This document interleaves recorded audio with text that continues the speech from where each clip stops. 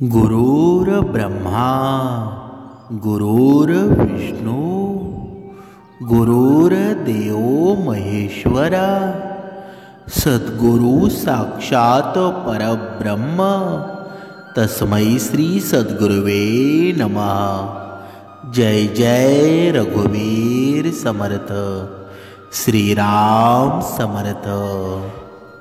सद्गुरु चरणांना नतमस्तक होऊन आपण या शुभ्र सकाळच्या वातावरणामध्ये या निरोपणाची सुरुवात करूया। आज आपण पाहणार आहोत उत्पत्ती एकादशी, म्हणजे ज्यावेळी या पूर्ण वर्षामध्ये ही उत्पत्ती एकादशी येते ना, तेव्हा आळंदी यात्रेची आठवण झाल्याशिवाय राहत नाही। भगवान श्री ज्ञानेश्वर महाराजांच्या या समाधी सोहळ्याची कार्तिकीय आळंदीवारी या आपल्याला आठवायला लागते ना। आणि ही उत्पत्ती एकादशी आहे, ती का साजरी करायची? म्हणजे भविष्योत्तर पुराणाप्रमाणे आज एकादशीचा तिथीचा जन्म झाला, म्हणून एकादशी ही साक्षात विष्णूंची कन्या आणि तिने मोर राक्षसाचा वध केला, म्हणून आजच्या दिवशी उपास करून एकादशीचे महात्म्य श्रवण केले तर 1000 एकादशी केल्याचं पुण्य मिळतं आणि वैकुंठ लोकामध्ये प्रवेश मिळतो। पण हे सर्व होईल कधी? जेव्हा आपण कर्माने राहू, जेव्हा आपण भगवंतानी दिलेल्या सर्व नियमांचं पालन करू, तेव्हाच होईल ना। आता हे वारीचे दिवस चालू झालेले आहेत आणि एखाद्या गुणवंत मनुष्याप्रमाणे सर्व वारकरी या वारीचे बघा त्यांचे पाय चालत आहेत। त्यांचे हे पाय एवढे चालतात ना, तरी ते अजिबात थकत नाहीत। ते का थकत नाहीत बरं? कारण त्यांच्या ओठांमध्ये, त्यांच्या पूर्ण वैखरीमध्ये परमेश्वराचं नामस्मरण चालू असतं। आणि हे परमेश्वराचं नामस्मरण आहे ना, ते कधीच पाय थकून देत नाही, तुमचं शरीर कधीच थकणार नाही। कारण भगवंताचं चिंतन मनुष्याचा ऊर्जा निर्माण करत असतं। बघा, कधीतरी या आळंदीच्या वारीला तुम्ही जाऊन बघा, एवढं समाधान मिळेल ना, एवढं सुख मिळेल ना। ते 4-5 दिवस असतात, आपल्याला वाटेल की आपण सर्व बंधनातून मुक्त झालेलो आहोत। म्हणून मनुष्यानं, प्रत्येक मनुष्यानं, तुम्ही कोणत्याही धर्माचे असू द्या, कोणत्याही पंथाचे असू द्या, पण आयुष्यामध्ये वारी केलीच पाहिजे। ज्यावेळी आपण मनसोक्त आनंद लुटतो ना, भगवंत आपल्या हृदयामध्ये सामील झालेला असतो। आणि कधीतरी या वारीचा आनंद आहे ना, तो प्रत्येकानं घ्यायला हवा। या मुखामध्ये राम कृष्ण हरी, ज्ञानोबा माऊली तुकाराम, म्हणजे या वैखरीमध्ये एवढं चिंतन निर्माण होतं, थकवा कुठे निघून जातो ना, काहीच कळत नाही। म्हणून ददाती इथे आळंदी, म्हणजे अशी आळंदी शब्दाची ही फोड आहे ना, जी पुरे म्हणेपर्यंत देते ती आळंदी। म्हणजे भगवान श्री ज्ञानराय तर आहेतच, पण त्यांची पावन आळंदी नगरी देखील जो जे वांछील तो ते लाहो, हा श्री माऊलींचाच अमृत शब्द आहे ना। गेले 750 वर्ष पूर्ण करीत आलेली आहे, म्हणजे साक्षात श्री भगवंताचेच अभिन्न स्वरूप असणाऱ्या या श्री माऊलींसारखे आघात आणि आचाट सामर्थ्य त्यांचे चिरंतर आणि अस्तित्व लाभल्यानं ही लौकिक नगरी देखील सर्वार्थाने अंगोअंगी मिरवत आहे ना। म्हणजेच प्रत्यक्ष श्री माऊलींच्या संजीवन समाधीच्या अधिष्ठान, म्हणजे माहेर लाभल्यास काय होणार नाही बरं?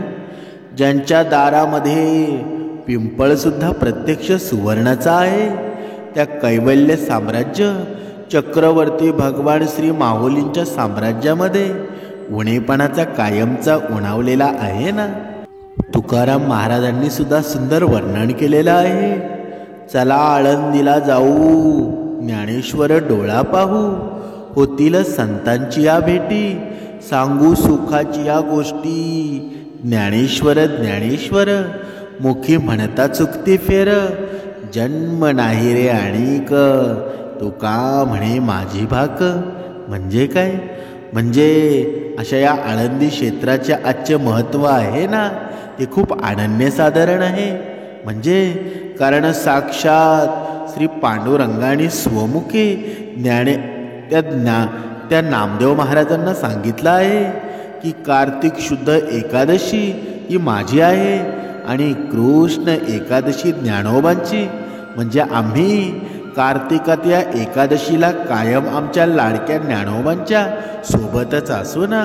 म्हणूनच श्री भगवंतांचे हे अलौकिक माऊली प्रेम पाहून श्री नामदेवराय खूप प्रसन्न होऊन धन्योद्गार काढतात ना.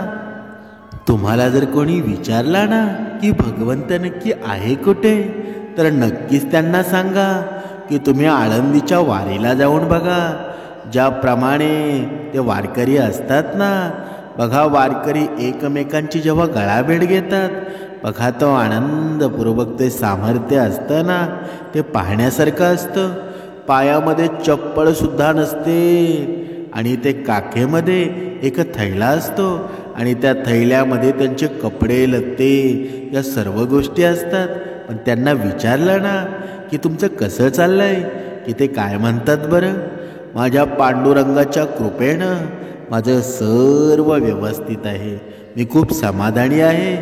जरी इकडे घरी पावसामुळं शेतीचं जरी नुकसान झालं असेल ना, तरी ते काय म्हणतात बरं? मी आता दिंडीला आलो आहे ना, तिकडे ते वाया गेलं तरी चालेल, मला त्याच्याशी काही देणं घेणं नाही. म्हणजे काय? म्हणजे भगवंताचं रूप पाहण्यासाठी त्यांचे डोळे आहेत ना, ते शिणलेले असतात. म्हणजे भगवंताचं कधी रूप पाहतोय अशी त्यांची अवस्था झालेली असते. कधी तिथे आळंदीमध्ये जाऊन मी माझ्या ज्ञानोबारायांना भेटतोय, संतांची या भेटी घेतोय. आणि जेव्हा संत भेटी होतात ना, तेव्हा खऱ्या वारकऱ्याला सुखाची गोष्टी मिळत असतात, सुखाची भेट मिळते. म्हणून ज्यावेळी भगवंतांनी सुद्धा वर्णन केलेलं आहे ना, ज्यावेळी मुखामध्ये परमेश्वराचं नाम येतं ना, तेव्हा सर्व फेरे आपले चुकतात. म्हणजे ही 84 योनीचे फेरे आहेत ना, आपण वेगवेगळ्या ग्रंथांमध्ये ऐकलेले असतील की या मनुष्याला 84 लक्ष योनीचे फेरे करावे लागणार आहेत. पण जेव्हा भगवंताचं नाम आपल्या मुखामध्ये येईल ना, तेव्हा हे सर्व फेरे चुकले जातील. म्हणून आपण नेहमी भगवंताचं चिंतन करायला हवं. तुम्ही कोणत्याही परमेश्वराची भक्ती करा, पण चिंतन आहे ना, ते अखंड तुमच्या या मनामध्ये निर्माण व्हायला हवं. पुढे पाहूया. धन्य इंद्रायणी पिंपळाचा पार, धन्य ज्ञानेश्वर पुण्यभूमी, धन्य भागीरथी मन करणे का ओघा, आणि कहो गंगा त्रिवेणी त्या. म्हणजे कार्तिकी कृष्ण अष्टमीपासून ते त्रयोदशीपर्यंत जो कोणी माझा परमप्रिय श्री ज्ञानराज माऊलींचे स्मरण करेल, वंदन पूजन भजन नमन म्हणजे वेगवेगळ्या प्रकारे नामस्मरण करेल ना, त्याच्यावर मी प्रसन्न होईल असा प्रत्यक्ष आहे ना भगवान श्री पंढरीनाथांचा आशीर्वाद आहे. आणि म्हणूनच आजपासून त्रयोदशीपर्यंत सद्गुरू भगवान श्री माऊलींच्या संजीवन समाधीस वारंवार साष्टांग दंडवत आहेत ना.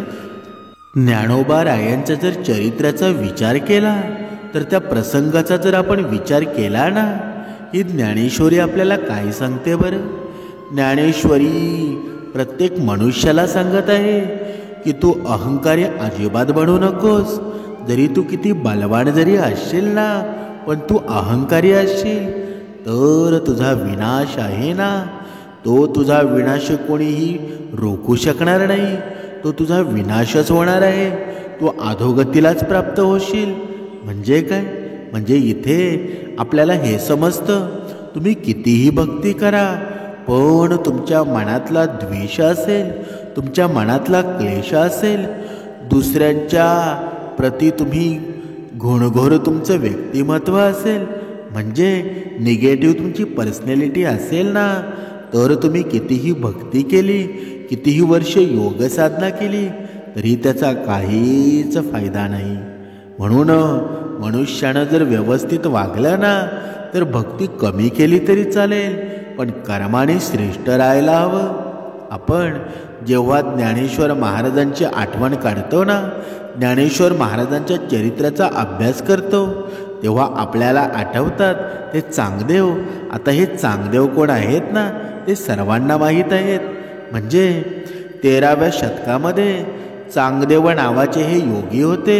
ते योगी होऊन गेले आणि त्यांना होते ना सर्व योगविद्या प्राप्त होत्या. आणि या योग विद्येच्या शक्तीनं ते 1400 वर्षे जिवंत होते.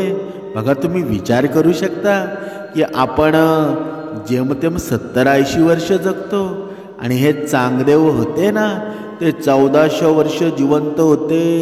म्हणजे साधे महात्मे होते का ते? त्यांना आपल्या ज्ञानाचा अहंकार झाला. आणि चांगदेवांना जेव्हा हे ज्ञानेश्वरांच्या ज्ञानाबद्दल चमत्काराबद्दल समजलं ना, तेव्हा त्यांनी ज्ञानेश्वरांना एक पत्र लिहायला घेतलं. पण ज्ञानेश्वर फक्त 15 वर्ष वयाचे असल्यानं त्यांना चिरंजीव लिहावं की त्यांचे ज्ञान खूप मोठे म्हणून त्यांना तीर्थरूप लिहावं हे न समजल्यानं त्यांनी आपल्या दूतारकरवी एक कोरा कागद संदेश म्हणून ज्ञानेश्वरांना पाठवला. कोरा कागद बघून मुक्ताई म्हणाली, एवढी तपश्चर्या करून चांगदेव कोरा तो कोराच राहिला. त्या कागदावर वेदातील 65 ओव्या लिहून ज्ञानेश्वरांनी तो कागद चांगदेवांना परत पाठवला. आणि ज्ञानेश्वरांनी उपदेशपर लिहिलेले ते 65 ओव्यांचं पत्र म्हणजे चांगदेव 65 हा ग्रंथ आहे. म्हणून त्याचा चांगदेवांना राग आला. आपले योग सामर्थ्य दाखवण्यासाठी शिष्य समुदाय बरोबर घेऊन स्वतः एका वाघावर बसून हातात विषारी नागाचा चाबूक घेऊन हजारो लोकांसोबत मिरवणुकीने ज्ञानेश्वरांना भेटायला निघाला. बघा, तुम्ही विचार करू शकता, जर एखादा महापुरुष, जर एखादा मनुष्य जर वाघावर बसून येत असेल ना तर त्याच्यामध्ये कमी शक्ती असेल का? त्याची भक्ती कमी असेल का? म्हणजे भक्तीमध्ये निपुण होता. एवढं सामर्थ्य होतं ना की समोरच्याला बघता क्षणिक त्याची पूर्ण शक्ती नाहीशी होईल. एवढं सामर्थ्य त्या चांगदेवांमध्ये होतं. पण किती भक्ती असून, किती काही असून, बलवान असून काही फायदा आहे का? या भक्तीमध्ये शक्ती असून चालते का? या भक्तीमध्ये लागतं ते मन पवित्र, या भक्तीमध्ये लागतो मन स्थिर. म्हणूनच समर्थांनी सुद्धा आपल्याला सांगितलेलं आहे ना, मनुष्याचं नक्की आयुष्य असावं कसं? तुमच्याकडे धन पैसा कमी असेल तरी चालेल, पण तुम्ही मनाने पवित्र असायला हवं. आणि मनाने पवित्र होईल कधी? जर आपण कर्माने व्यवस्थित राहू, जर आपण उपासनेमध्ये राहू, तरच मनुष्य कर्माने पवित्र होतो ना.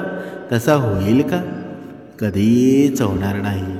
बघा, आपण पाहत होतो ज्यावेळी ज्ञानेश्वर माऊलींनी ते पत्र चांगदेवांना पाठवलं तेव्हा चांगदेवांना त्याचा राग आला. आणि चांगदेव आपल्या शिष्यांसोबत वाघावर बसून आणि विषारी नागाचा चाबूक घेऊन ते मिरवणुकीमध्ये ज्ञानेश्वरांना भेटायला आले. बघा, ही मिरवणूक आहे ना ती आळंदी गावामध्ये शिरली. ज्ञानेश्वरांना ही वार्ता कळाली, ही वार्ता समजली. तेव्हा ते आपल्या भावंडांसोबत एका झोपडीच्या पडक्या भिंतीवर बसलेले होते. बघा, हा प्रसंग अंगावर काटा आणल्याशिवाय राहत नाही. कारण का? चांगदेवांच्या त्या स्वागतासाठी त्यांनी निर्जीव भिंतीमध्ये चैतन्य निर्माण केलं.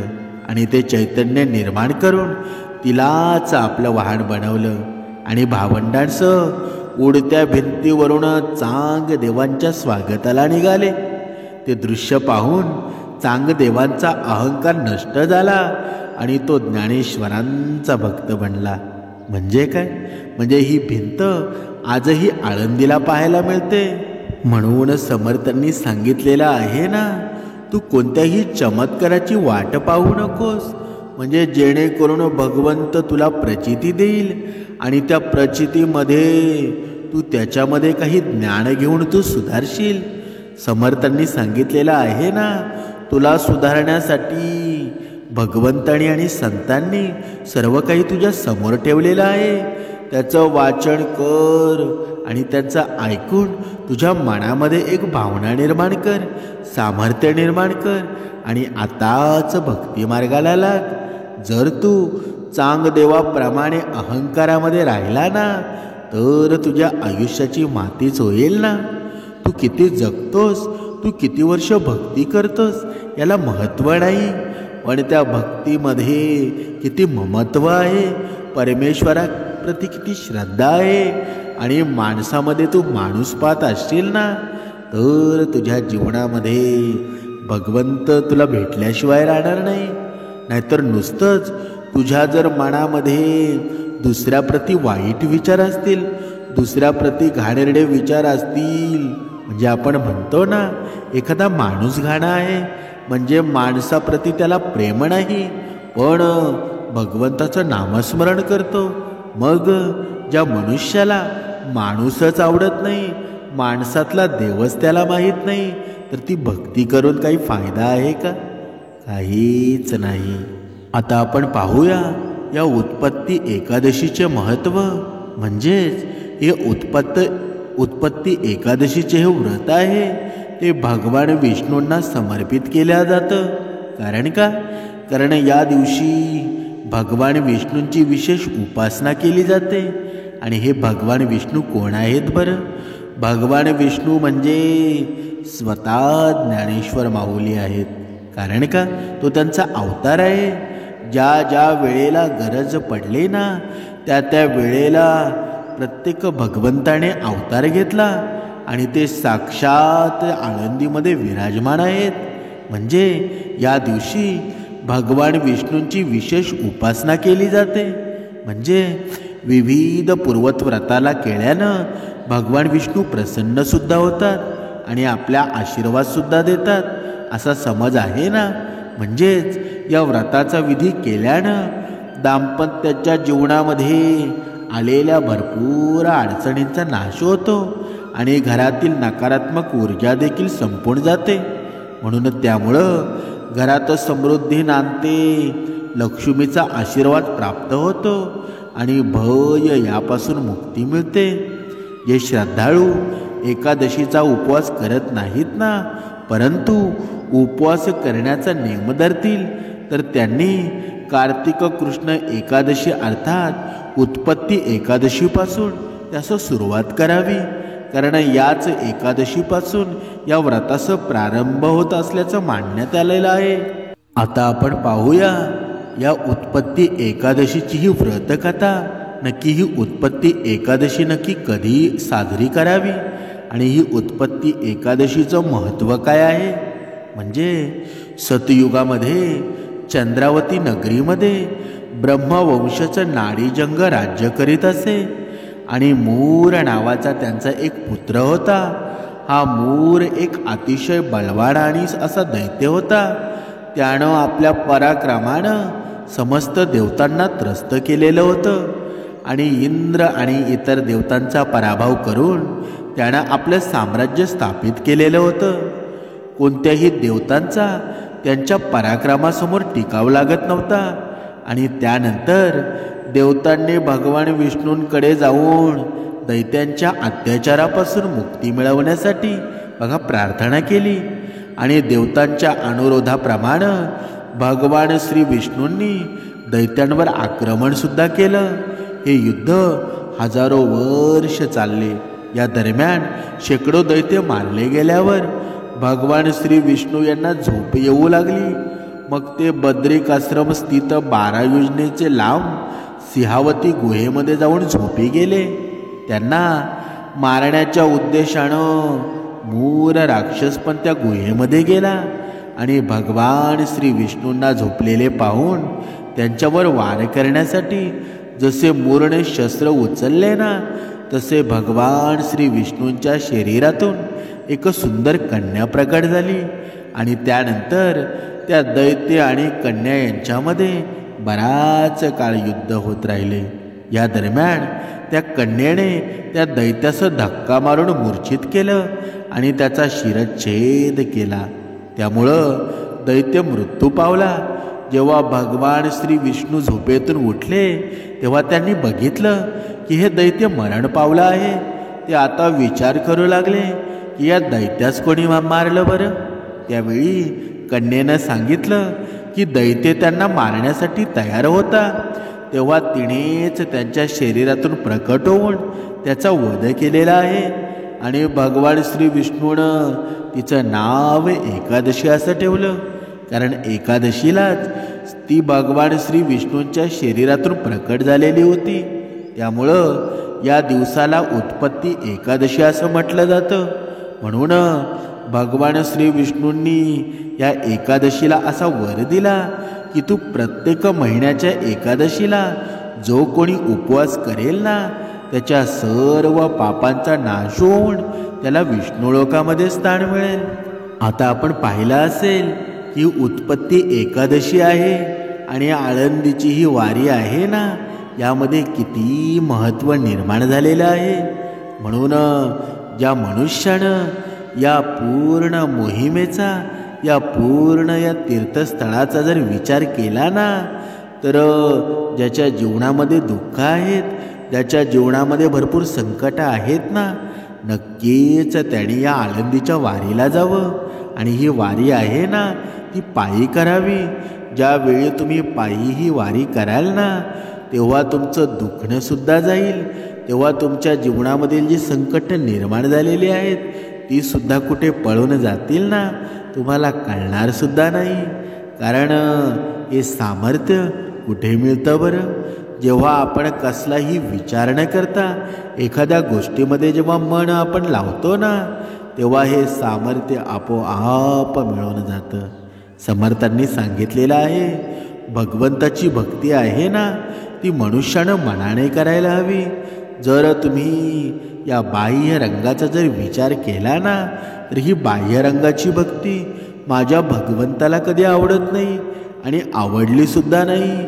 पण जेव्हा जर मनुष्य ऐकत नसेल, मनुष्य पापकर्म करत नसेल, तर भगवंताला स्वतः यावं लागतं आणि स्वतः येऊन त्या गोष्टी नष्ट कराव्या लागतात. म्हणूनच समर्थांनी सांगितलेलं आहे ना, भगवंत तुमच्या अंतर्मनामध्ये आहे आणि जोपर्यंत तुम्ही या अंतर्मनामध्ये भगवंताला ठेवण्याऐवजी या अंतर्मनामध्ये तुम्ही अहंकाराच्या रावणाला ठेवलेला आहे आणि जोपर्यंत तुम्ही या अंतर्मनामध्ये ही भगवंताची जागा आहे ना ती दुसरी कोणीतरी घेतलेली आहे आणि जोपर्यंत या अहंकाराला तुम्ही मनामधून काढत नाही ना तोपर्यंत माझे ज्ञानोबा माऊली तुमच्या हृदयामध्ये बसतील का? कधीच बसणार नाही. अगोदर तुम्हाला या रावणाला काढावं लागेल आणि हा अहंकार रूपी रावण निघेल कधी? जेव्हा दररोज ब्रह्ममुहूर्तावर आपण उपासना करू.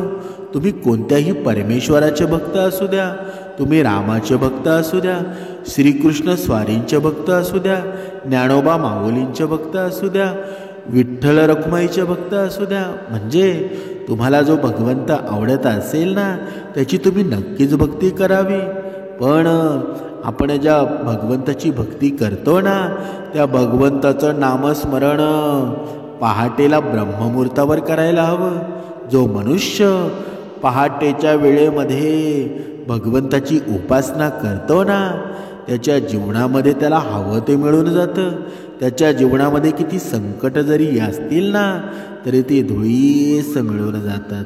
म्हणून या जगामध्ये, या विश्वामध्ये एकच सत्य आहे. जर तुम्ही ब्रह्ममुहूर्तावर उठून जर तुम्ही निरंतर नामस्मरण केलं तर तुम्हाला हवं ते मिळून जाईल. तुम्हाला भगवंताकडे मागण्याची वेळ येणार नाही. भगवंत तुमचा मागण्या अगोदरच देऊन टाकेल. म्हणून ब्रह्ममुहूर्तावर उठा, तुमच्या जीवनाचं भलंच होईल. जय जय रघुवीर समर्थ.